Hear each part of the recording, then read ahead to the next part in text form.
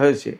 আজকে ইরানে গণমাধ্যমে দেখলাম যে ইরান এই মুহূর্তে আকস্মিক হামলার প্ল্যান করছে আমেরিকার বিরুদ্ধে। যদি আমেরিকা শত্রুতাপূর্ণ অবস্থান থেকে সরে না আসে, মধ্যপ্রাচ্য থেকে চলে না যায়, হরমুজ পল্লী থেকে ব্লকেট সরিয়ে, ইরান সরাসরি আমেরিকাকে হুমকি দিয়েছে যে যে কোনো মুহূর্তে মার্কিন সেনাদের উপরে আকস্মিকভাবে হামলা চালাতে পারে ইরান। শুধু তাই না, মধ্যস্থতাকারীর ভূমিকা যে সমস্ত দেশ পালন করছে সেই সমস্ত দেশের মাধ্যমে ইরান আমেরিকাকে মেসেজ দিয়েছে যে তারা হরমুজ প্রণালী থেকে যেন নৌ ব্লকেট সরিয়ে নেয়, তা না হলে যুদ্ধ শুরু হবে এবং মার্কিন সেনাদের উপরে ব্যাপক ভিত্তিক হামলা চালানো হবে। নট অনলি দ্যাট, আরও কথা আছে। ইরান এমন ইঙ্গিত দিয়েছে যে যদি যুদ্ধ শুরু হয় তাহলে পারস্য উপসাগরীয় দেশগুলোতে ব্যাপক হামলা চালাবে ইরান, এবং এমনকি কুয়েতে স্থল অভিযান চালাতে পারে ইরান। মানে বড় বড় সব খবর। এ পাশে ডোনাল্ড ট্রাম্প বলেছেন হরমুজ প্রণালী দিয়ে আমেরিকা জাহাজ পরিচালনা করবে ওমানের সাইড দিয়ে। যদি ওমান তাতে বাধা দেয় তাহলে ওমানের উপরে বোমা মেরে একেবারে মাটির সাথে মিশিয়ে দেবে, উনি বিশ্রী ভাষায় বলেছেন। সেটা একদম মানে প্রকাশযোগ্য না, অশালীন ভাষায়। এপাশে আমেরিকার নৌ সচিব যিনি হাংকাউ, তিনি আমেরিকার অস্ত্র নির্মাণকারী প্রতিষ্ঠান রেইথনকে একটা বিরাট বড় কাজ দিয়েছেন। 2290 কোটি অর্থাৎ $22.9 বিলিয়ন চুক্তি। এই চুক্তির আওতায় দ্রুত গতিতে রেইথন কোম্পানিকে টমাহক ক্রুজ ক্ষেপণাস্ত্র তৈরি করতে হবে। ইরানের সাথে যুদ্ধ করতে গিয়ে তাদের টমাহক ক্রুজ ক্ষেপণাস্ত্র ব্যাপকভাবে ক্ষয় হয়ে গেছে, খরচ হয়ে গেছে।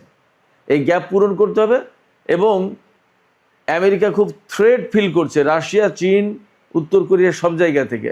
আর ইরানের সাথে যুদ্ধ করতে গেলে তো থ্রেট আছেই। তাদের হাতে টমাহক ক্রুজ ক্ষেপণাস্ত্র, এটা তাদের একটা কৌশলগত গুরুত্বপূর্ণ অস্ত্র। এই অস্ত্র উৎপাদনের জন্য ব্যাপক তোড়জোড় করছে আমেরিকা। এদিকে ইরানের সামরিক বাহিনী জানিয়েছে যে এই যে যুদ্ধের সময় ইরান আমেরিকা এবং ইসরায়েলের 200-র বেশি এয়ারক্রাফট ধ্বংস করেছে। এই এয়ারক্রাফটের ভেতরে যুদ্ধ বিমান, তারপরে তেল ট্যাঙ্কার, পরিবহন বিমান, গোয়েন্দা বিমান, হেলিকপ্টার এবং ড্রোন 200-র বেশি।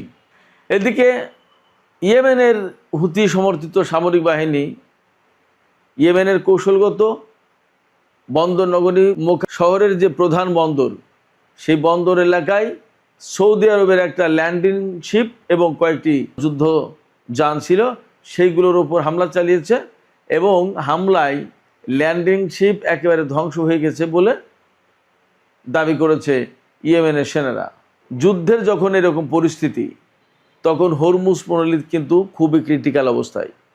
আপনাদের নিশ্চয়ই খেয়াল আছে, ইরান এবং আমেরিকার মধ্যকার যে ইসলামাবাদ সমঝোতা স্মারক সই হয়েছিল তার 60 দিনের মেয়াদ শেষ হয়ে গেল। আজকে 17 আগস্ট, এর মেয়াদ কিন্তু আর বাড়ানো হয়নি। ফলে পরিস্থিতি ক্রমেই বেশি উত্তেজনাপূর্ণ হয়ে উঠছে। হরমুজ প্রণালীতে জাহাজ চলাচল একেবারেই কমে গেছে। এর ফলে আন্তর্জাতিক বাজারে তেলের দাম আরও বেড়েছে। সব কিছু মিলে ইরান এবং আমেরিকার মধ্যকার যে যুদ্ধ এবং যুদ্ধ পরিস্থিতি, সেটা খুবই ক্রিটিক্যাল অবস্থায় আছে। সুপ্রিয় দর্শক, এই বিষয়গুলো নিয়েই আমরা এখন বিস্তারিত আলোচনা যাচ্ছি। আশা করি আলোচনা ভালো লাগবে। আর যদি ভালো লাগে তাহলে নিশ্চয়ই লাইক, কমেন্ট, শেয়ার করবেন এবং চ্যানেলটি সাবস্ক্রাইব করে সাথে থাকবেন। চলুন দর্শক, আমরা বিস্তারিত আলোচনা করি। অনেক আলোচনা, কোনটা রেখে কোনটা করব, পরিস্থিতি এমন। ইরান এবং আমেরিকার মধ্যকার সমঝোতার মেয়াদ আজকে শেষ হয়ে গেল। ইসলামাবাদ সমঝোতার মেয়াদ, ইরান তো পরিষ্কার করে বলেছে যে এটার মেয়াদ বাড়ানো তো কোনো অপশন ছিল না, তো এটা আমরা বাড়াতে চাই না।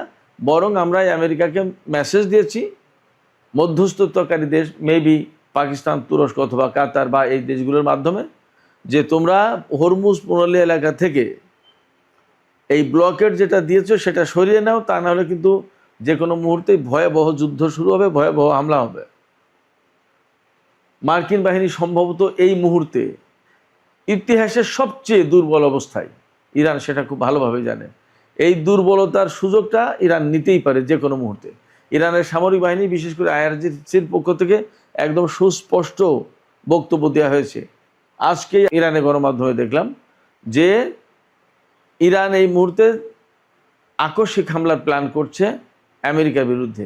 যদি আমেরিকা শত্রুতাপূর্ণ অবস্থান থেকে সরে না আসে, মধ্যপ্রাচ্য থেকে চলে না যায়, হরমুজ পল্লী থেকে ব্লকেট সরিয়ে না নেয়, তাহলে যে কোনো মুহূর্তে আকস্মিক হামলা হবে। এবং আইআরজিসির পক্ষ থেকে একদম কমান্ডাররা, কয়েকজন কমান্ডার সুস্পষ্ট করে বলেছেন যে ইরান যুদ্ধের শুরুর দিকে কিন্তু ডিফেন্সিভ ছিল, এখন তারা অফেন্সিভ হয়ে যাবে, এতে কোনো সন্দেহ নেই। কারণ হচ্ছে যে সেই সময় হয়তো সেই প্রয়োজনে সেই প্রেক্ষাপটে ছিল, কিন্তু এখন যে পরিস্থিতি তাতে ইরান আক্রমণাত্মক হয়ে উঠছে এবং সেইভাবেই কিন্তু তাদের প্ল্যান প্রোগ্রাম সাজানো হচ্ছে এবং সর্বোচ্চ নেতার পক্ষ থেকে সেই রকমই নির্দেশনা দেওয়া হয়েছে।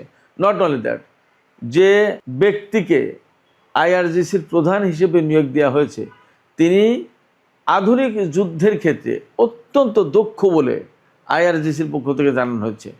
তিনি হচ্ছেন মেজর জেনারেল আহমদ ওয়াহিদি।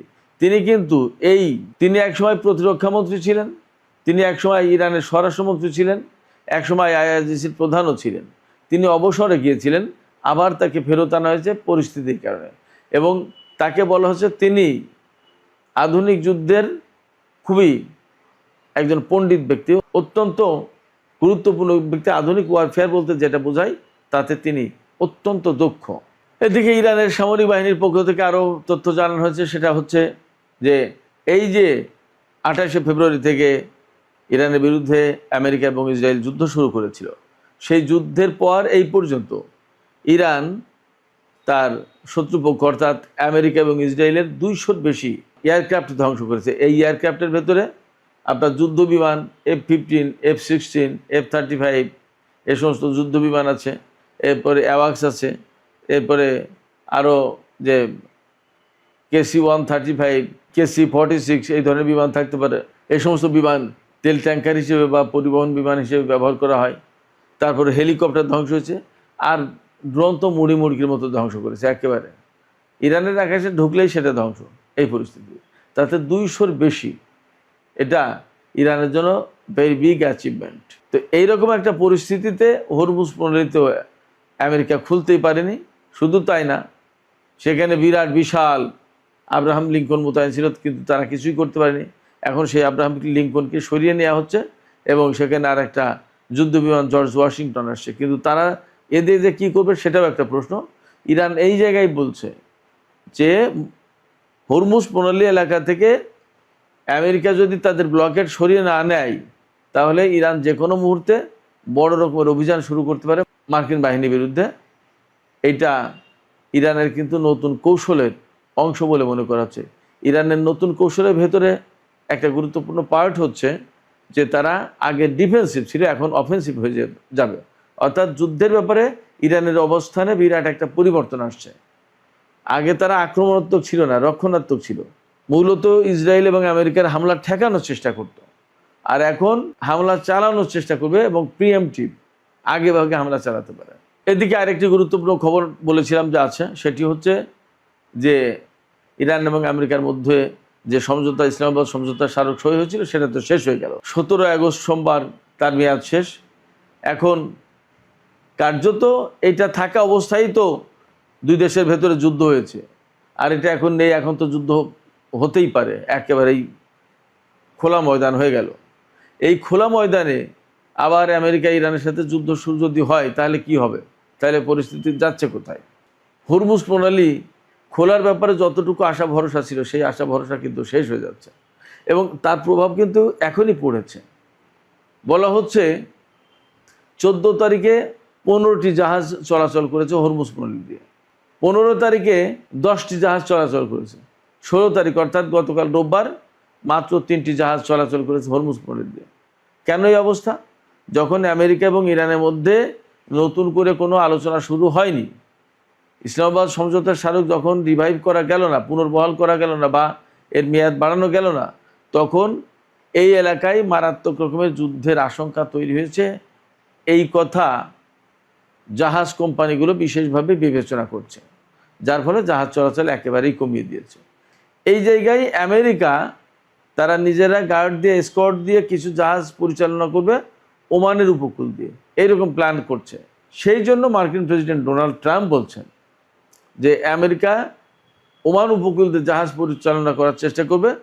এখানে যদি ওমান বাধা দেওয়ার চেষ্টা করে তাহলে ওমানের উপরে এমন বোমা হামলা চালানো হবে যে একেবারে পৃথিবী থেকে মুছে যাবে, ধ্বংস হয়ে যাবে, মাটির সাথে মিশে যাবে। ডোনাল্ড ট্রাম্প ওমানকে এই হুমকি দিয়েছেন। এই হুমকির প্রেক্ষাপটে কিন্তু আমার কাছে মনে হচ্ছে পরিস্থিতি আরও খারাপ হলো। মধ্যপ্রাচ্যের পরিস্থিতিটা এখন এমন, হুমকি দিলে সংকট বাড়বে। হুমকি না দিয়ে বরং আস্তে আস্তে ধীরে ধীরে এর থেকে বেরিয়ে যায় কিভাবে, সেই চেষ্টা করতে হবে যদি ডোনাল্ড ট্রাম্প আর ইরানের সাথে যুদ্ধ না চান। আর যুদ্ধ যদি চান তাহলে তো সেটা ভিন্ন জিনিস। তার জন্য ইরানও প্রস্তুত, আমেরিকারও প্রস্তুত হওয়া দরকার। এইরকম অবস্থায় হরমুজ নিয়ে যখন এত হুমকি ধমকি, ডোনাল্ড ট্রাম্পের কঠোর হুঁশিয়ারি, তখন আন্তর্জাতিক বাজারে তেলের দাম আবার বেড়েছে। আজকেই সর্বশেষ খবর আমি যা পেয়েছি তাতে প্রতি ব্যারেল ব্রেন্ট ক্রুড অয়েল বিক্রি হচ্ছে $88.86, প্রায় $89। আর ওয়েস্ট টেক্সাস ইন্টারমিডিয়েট যেটা, সেটা বিক্রি হচ্ছে $82.44। পরে হয়তো আরও বেড়েছে, আমি যখনকার খবর দেখেছি তখন ছিল এই।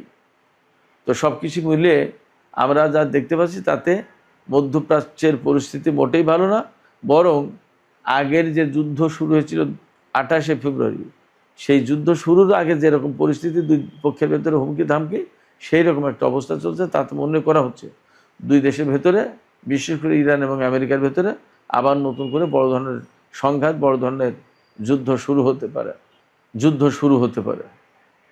দেখা যাক পরিস্থিতি কোন দিকে যায়। সুপ্রিয় দর্শক, এখনকার আলোচনা এখানে শেষ করতে চাইছি। যাবার আগে আপনাদের কাছে মন্তব্য জানতে চাই, আপনারা কি মনে করছেন? ডোনাল্ড ট্রাম্প কিন্তু ব্যাপক হুমকি দিচ্ছেন, আবার ইরানও পাল্টা হুমকি দিচ্ছে। এমনকি ইরান বলছে যে আমরা আকস্মিক হামলা, প্রিএমটিভ হামলা, অর্থাৎ আগেভাগে হামলা চালাতে পারি আমেরিকার বিরুদ্ধে যদি ডোনাল্ড ট্রাম্প হরমুজ পল্লী থেকে নৌ ব্লকেড তুলে না নেয়। আপনাদের কি মনে হচ্ছে যে ইরান আসলে আগেভাগে হামলা চালাতে পারে বা বড় ধরনের হামলা শুরু হয়ে যেতে পারে? আপনাদের মতামত জানিয়ে কমেন্টে লিখুন।